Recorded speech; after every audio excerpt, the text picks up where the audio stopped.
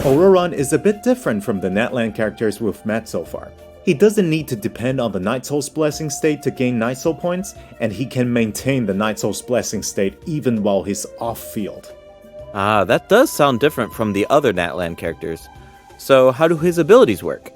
Let me start by explaining how Ororon gains Night Soul points. This can happen in multiple ways.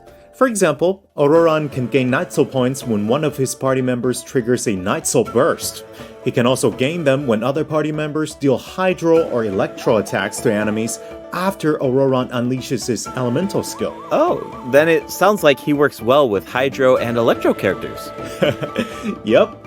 And in combat, when enemies take damage from electro-charged reactions or other party members deal Night Soul aligned damage, Ororon can consume Night Soul points to enter the Night Soul's Blessing state and trigger the Hypersense effect, dealing electro damage. Oh, I see. So you need to pair him with the right characters if you want him to gain Night Soul points, enter the Night Soul's Blessing state, and trigger the effect. Exactly.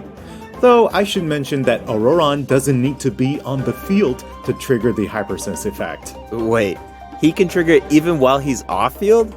That sounds really useful. Totally. His Elemental Burst provides a convenient way to deal damage and support your party.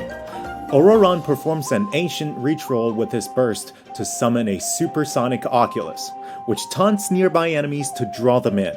Once they're up close, the Oculus releases a sound wave to deal damage. That should be great for crowd control. Yes! With Ororon in your party, dealing with large groups of enemies should be a lot easier. And speaking of making things easier, Ororon can also improve the exploration experience by boosting the gliding speed of your characters. Awesome! Ororon really cherishes his friends. With a little teamwork on his side, I'm sure victory will always be within reach.